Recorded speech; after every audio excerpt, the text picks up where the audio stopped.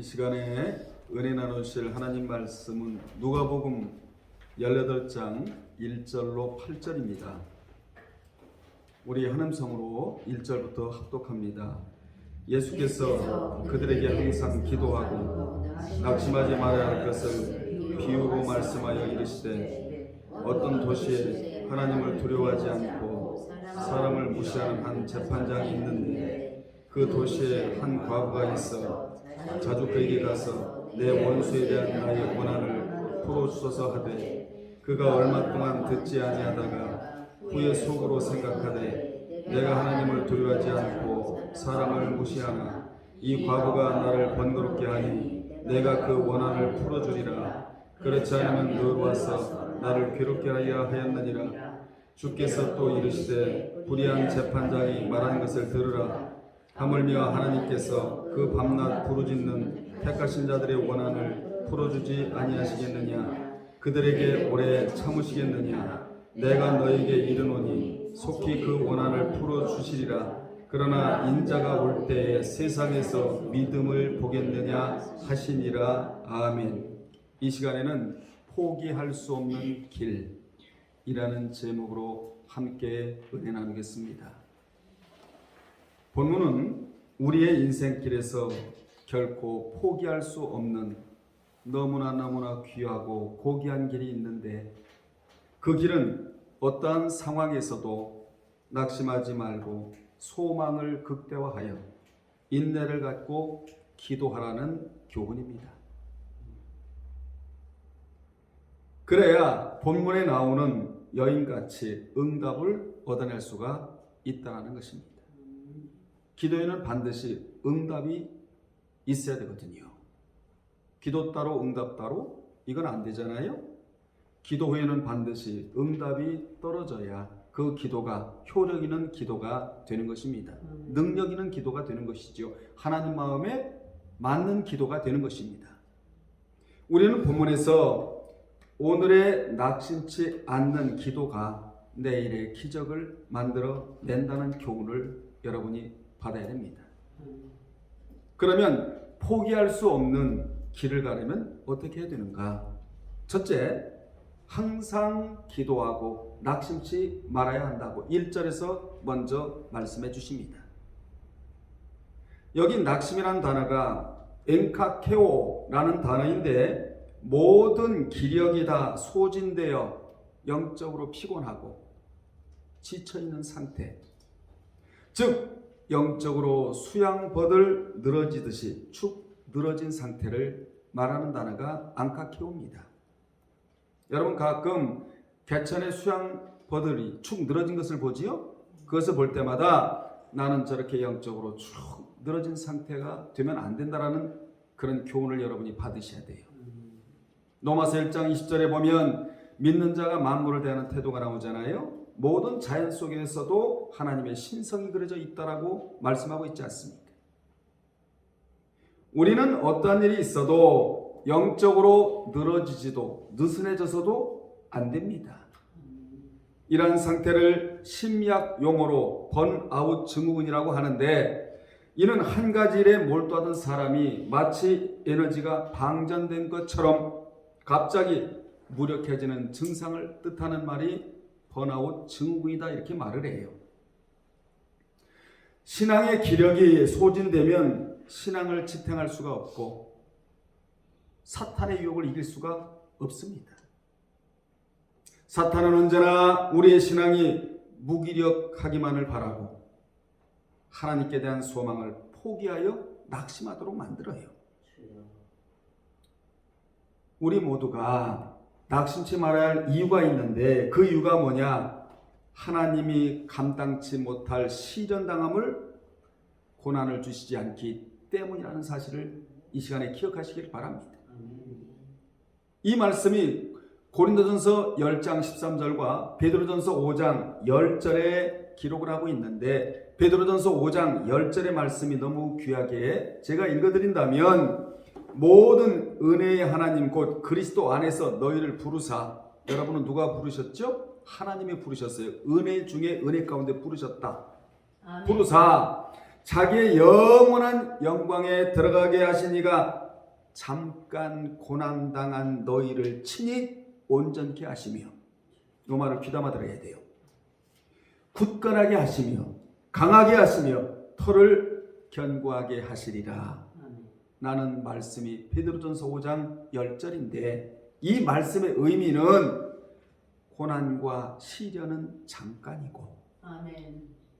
영광은 영원하다. 이 말씀을 하고 계시는 거예요. 아멘. 우리는 지금 잠깐과 영원 사이에서 살아가는데, 그 중간에 무슨 맥락이 작동하고 있느냐?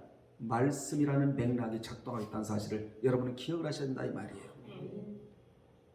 잠깐과 영원 사이에 예배가 있고 찬양이 있고 기도가 있고 말씀이 있고 성령의 도우심의 은혜가 있다는 것입니다. 아멘. 그래서 이 잠깐의 이 세상을 우리는 낙심하지 아니하고 절망하지 아니하고 낭망하지 아니하고 오늘 본문에 나오는 이 여인같이 소망을 극대화시켜서 반드시 이 기도가 응답이 될 것으로 믿고 기도할 때 하늘에서부터 응답이 기도하는 자의 머리에 떨어진다는 그러한 교훈이에요.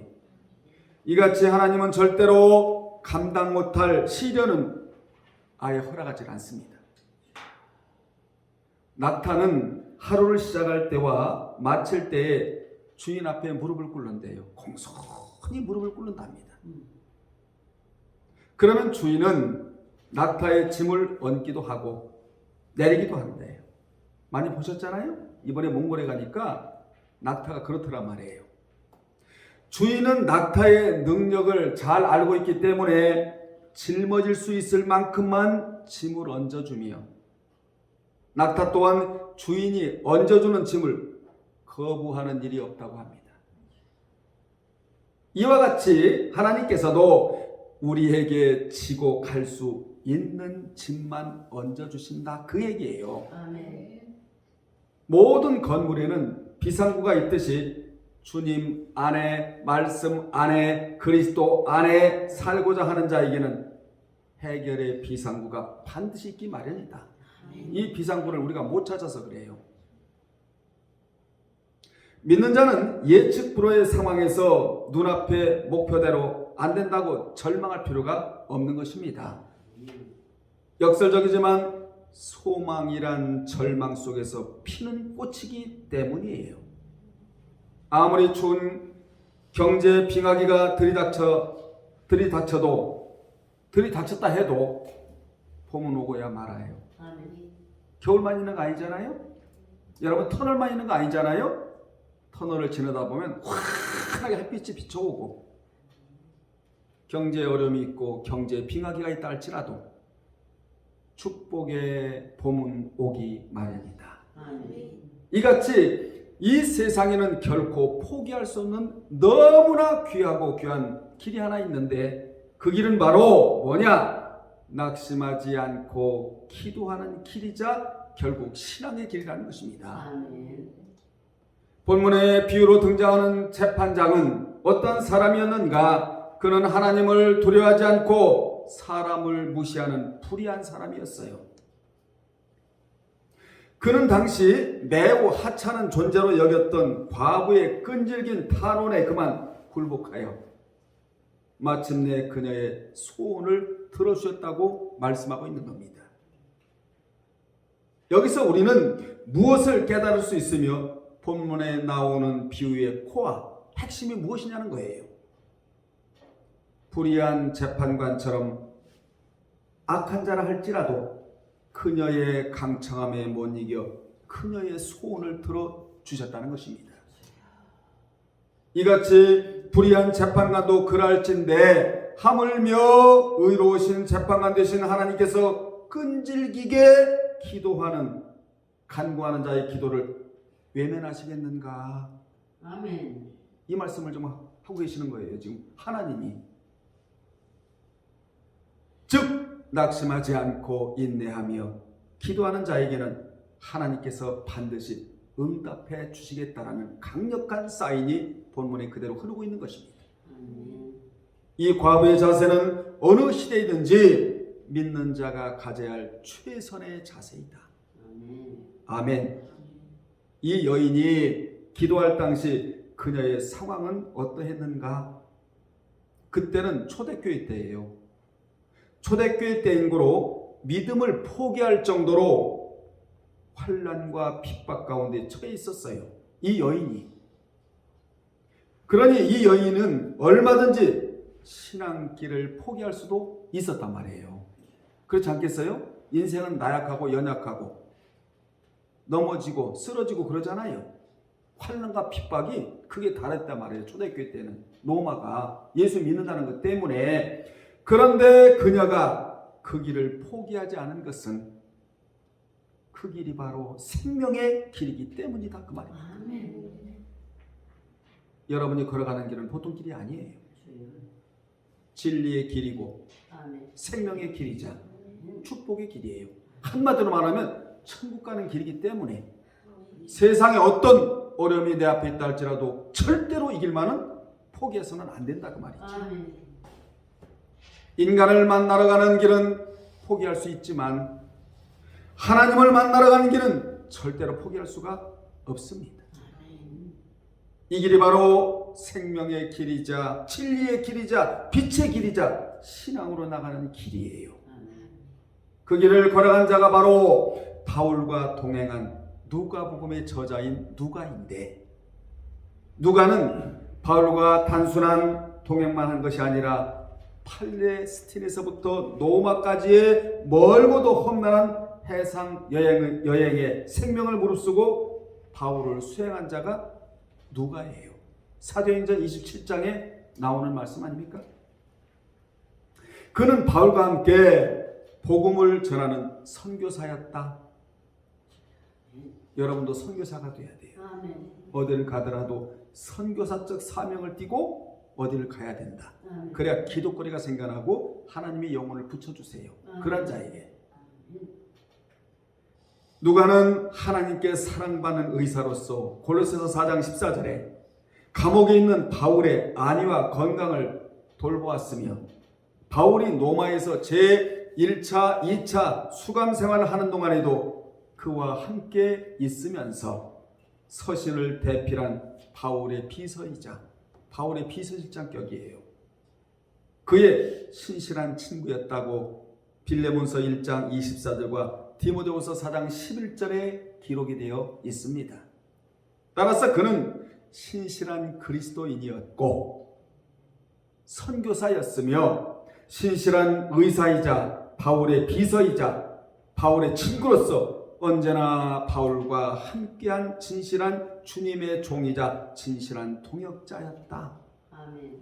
여러분, 동역자가 뭐죠? 같은 생각, 같은 비전, 같은 철학을 가지고 같은 노선을 가지고 함께 걸어가면서 주의 일을 하는 자가 동역자거든요. 이 동역자에게 하나님이 내가 너희를 기억하고 있다 이렇게 말씀해 주셨어요. 아멘. 여러분, 동역해야 돼. 아멘. 첫 번째 동역은 주님과의 동역을 해야 돼. 동역. 아멘. 그리고 서로가 동역을 해야 돼요. 아멘. 이런 자가 진실한 주님의 참 제자입니다. 이같이 이 여인은 극심한 환난과 핍박 가운데서도 믿음을 잃지 않고, 얼마나 좋은 말이에요 여러분, 낙심하지 않고 인내하면서 기도해서 결국 응답을 받아내게 됩니다. 아멘. 두 번째, 하나님은 공의로운 재판장이심을 알아야 합니다. 2절에 여기 재판장은 하나님을 상징하는 인물이고, 이 여인은 낙심하지 않고 기도하는 성도에 대하여 말씀해주고 있는 거예요. 아멘. 세상에 믿음 없는 재판관은 뇌물을 받고 판결을 불이하게 내려 힘없고 약한 자들을 울리지만, 눈에서 눈물을 흘리게 만들지만, 우리가 섬기는 하나님은 공의로운 재판장이시며 거룩한 처소에 계셔서 당시 사회적인 약자인 고아, 과부, 나그네와 성도들을 철저히 살피시는 분이십니다. 이러한 공의로운 하나님께서는 오늘도 세상과 교회와 나를 통치하고 계신다는 사실을 여러분은 유념하셔야 됩니다. 아멘. 이 세상에서 나를 괴롭히는 자들이 얼마나 많습니까? 여러분, 지금까지 살아오시면서 나를 억울하게 하고 나를 괴롭힌 자가 얼마나 많습니까? 그래서 하나님은 그 억울함을 갚아주시겠다 이렇게 말씀해 주셨어요. 아멘. 하나님은 사람을 무시하는 불의한 재판관이 아니라 우리의 형편과 사정과 처지를 실정을 이미 알고 계시는 분이시며 성도들을 억울하게 만들고 괴롭히는 자들을 그 공의로 처벌하시는 하나님이세요. 하나님은 초대교회를 핍박하던 헤롯 아그리파 1세를 젊은 나이에 병들어 죽게 만드셨고 사도행전 12장 20절 23절에서 뿐만 아니라 초대교회를 박해하던 로마 황제들은 한결같이 그 수명이 짧았다는 것이 역사가 증명해주고 있는 거예요. 하나님을 사랑하고 하나님을 섬기는 자는 수명이 길어져요. 아멘. 아멘. 하나님이요 평강을 주시고 장수의 복을 주시겠다가 성경 주는 교훈 아니겠습니까? 아멘. 이런 복이 여러분 있기를 주의 이름으로 축원합니다. 아멘. 세 번째, 하나님은 필사적인 청원을 들어주시는 분임을 알아야 한다. 6절로 7절에 이 여인의 끈질긴 기도의 결과는 마침내 재판장이 청원을 들어주려는 마음을 품게 되었습니다. 그 재판장은 과부가 매일 찾아와 청원하는 일을 괴롭게 여겼다라는 거예요. 매일 찾아오니까 얼마나 괴롭겠어요? 그래서 본문에 나오는 괴롭게 하다 이 단어가 휘포피아조인데 이는 권투 선수가 자꾸 상대방의 눈을 때리는 것을 의미하는 단어예요. 아무리 맷집이 좋은 권투 선수라도 상대방에게 눈을 정통으로 자주 맞으면 고통스러울 밖에 없잖아요. 결국은 져요. 링에 들어놓게 되어 있어요. 이렇게 재판장은 과부가 자주 찾아오자 너무나 성가시고 그녀의 필사적인 청원이 괴로워서 그 과부를 도와주기로 작정을 했다는 것입니다.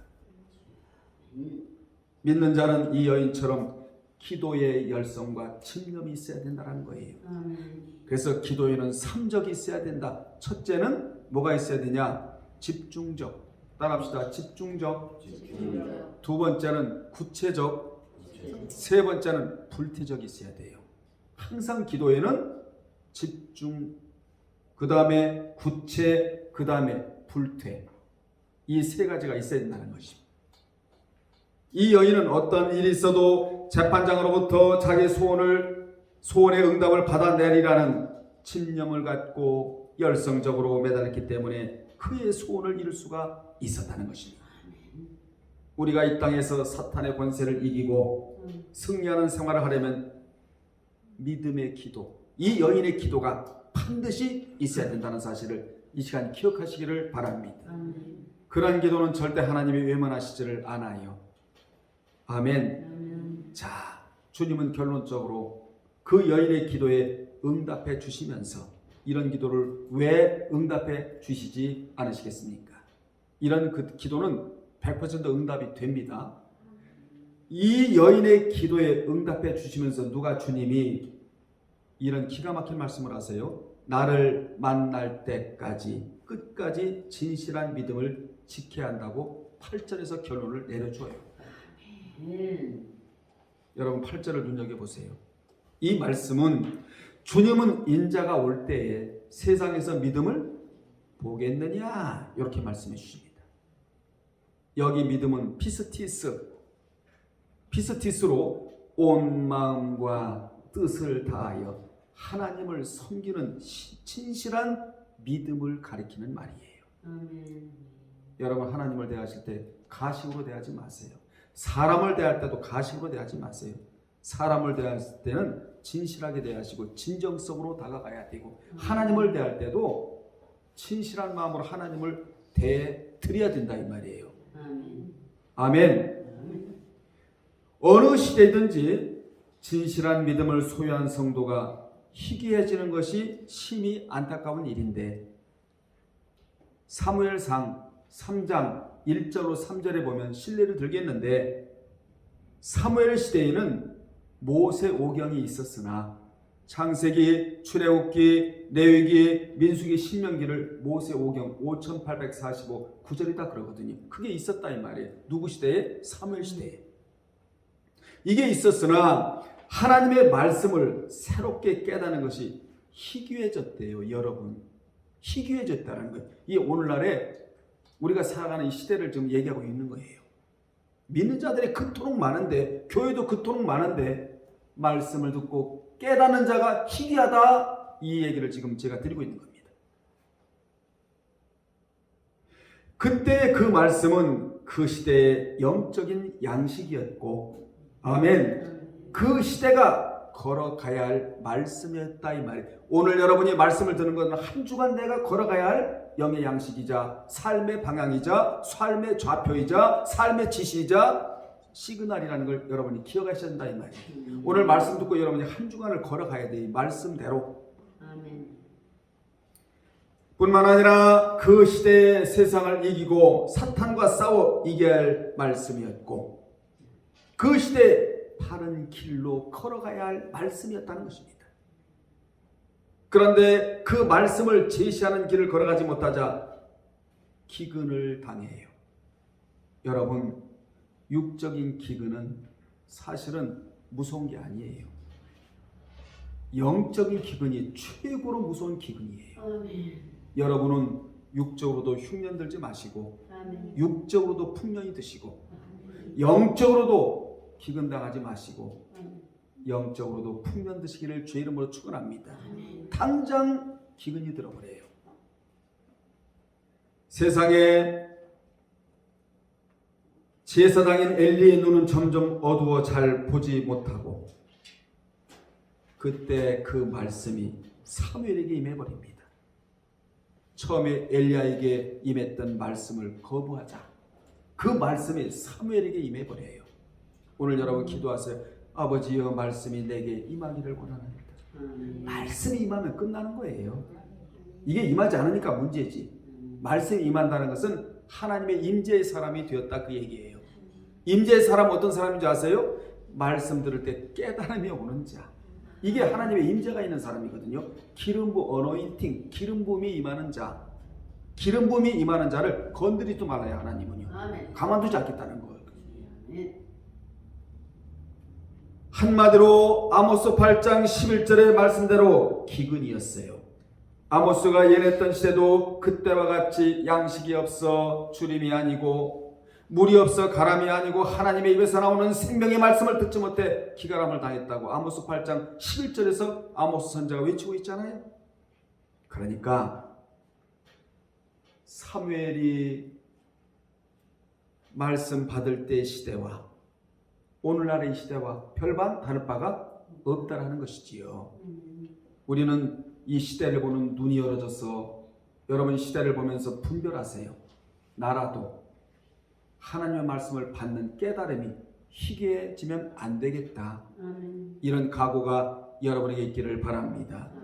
이같이 진실한 믿음은 천국에서 주님을 만나고자 하는 믿음이기에 그러한 자는 어떤 박해가 닥치고 어떤 유혹이 와도 오직 그리스도만을 내 삶의 최고의 가치로 여기고 그분이 계시는 곳으로 들어가는 것을 삶의 궁극적인 목표로 정한다 이 말이에요.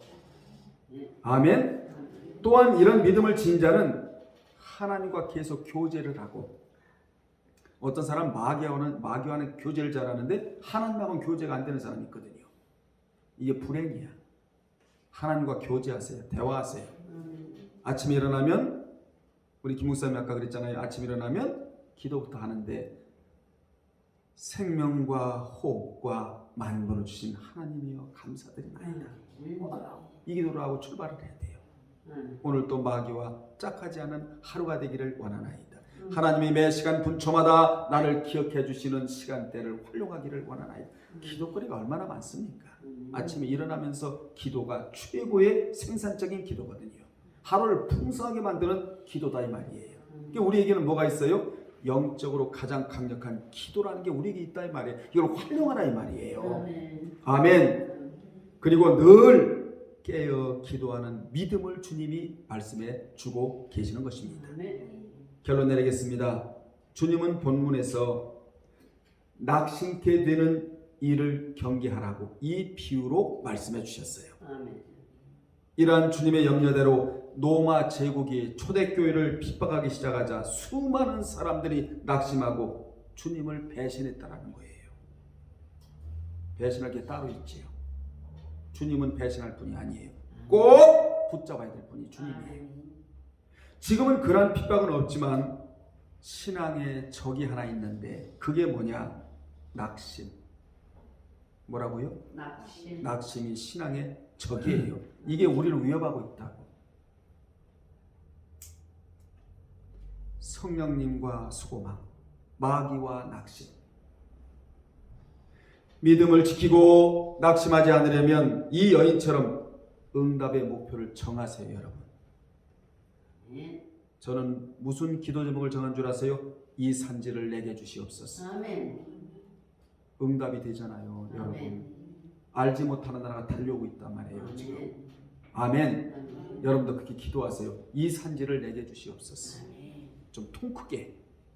현실로 다가오고 있잖아요, 지금. 아멘. 산지가 다가오고 있잖아요. 이제 아마 내년쯤이면은 제가 건물을 분양을 받든지 연구원을 하려고 하잖아요, 지금.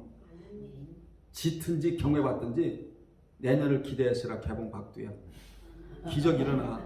내년에는 아멘. 아멘. 멋지게 할 거예요, 제가요. 예. 자, 믿음을 지키고 낙심하지 않으려면 이 여인처럼 응답의 목표를 정하고 끈질기게 기도해야 한다. 아멘. 낙심은 나를 변명하게 하지만 기도는 낙심하지 않고 소망의 꽃을 피우게 하는 유일한 원동력이 되는 겁니다. 아멘. 낙심은 응답과 축복의 기회를 박탈하는 최대의 적이에요. 믿음의 기도만이 마치 소망의 고기를 낚을 수가 있게 되는 것입니다. 아멘. 끝으로 여러분은 절대로 낙심하지 마시고 아멘. 아멘 인내하며 기도하며 그리하여 응답받는 자들이 되시기를 주님의 이름으로 축원합니다. 아멘. 기도하겠습니다. 하나님 아버지, 신앙에 있어서 낙심은 최대의 적입니다. 절대로 낙심하지 아니하고 소망 갖고 기도하여 응답받는 우리 모두가 되게 도와 주시옵소서. 예수님의 이름으로 기도드리옵나이다. 아멘.